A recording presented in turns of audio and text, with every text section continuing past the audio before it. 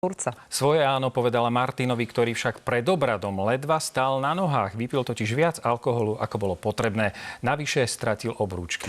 Vyzeralo to tak, že zo svadby nič nebude. Všetko ale dobre dopadlo. Na svadbu Martinky a Martinka bolo zvedavých asi 200 ľudí zo širokého okolia. Martinka z Turca mala dnes veľký deň. Svoje áno povedala milovanému Martinovi. Areál rovno pri Bojnickom zámku patril iba im. Spočiatku to však vyzeralo tak, že zo svadby nič nebude. Ženich stratil obrúčky. Lebo nemám to. Mal som to vyváčku a tak čo spravím či je? No už nič. Dostane, lebo dneska už neviem, čo je s ním. Krúti ho ani vrtuľu. Ženichová povznesená nálada sa nepozdávala ani sobášiacim. Báli sa, či obrad zvládne. Budete schopní povedať áno, súhlasím. A jasne, že vyprávať viem. Obrúčky sa nakoniec našli. Ženich dokázal prejsť pred oltár a svadba tak mohla začať. Pýtam sa vás, ženích Martin Chovanec, či tu s prítomnou nevestou Martinou Zuzaniakovou uzatvárate manželstvo? Áno. Ďakujem.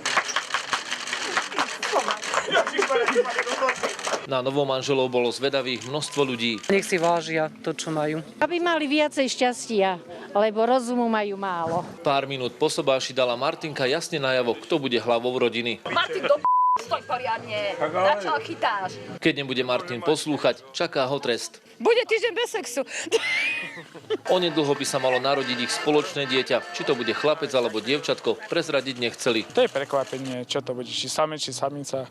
Ty si taký sprostý. Pre svadobčanov je pripravená bohatá hostina. Hodovať a piť budú do rána. Potom ich čaká prvá manželská noc. Toho sa neprezradza, to už je naše tajomstvo. Keď to povie mu na lúke tu hore a hotovo. Martin, prestaň. No čo? Pre televíziu Joj Pavol Čertík. No a rozšírenú reportáž zo svadby Martinky z Turca nájdete na showbizovom webe Topstar.sk. Martin, prestaň.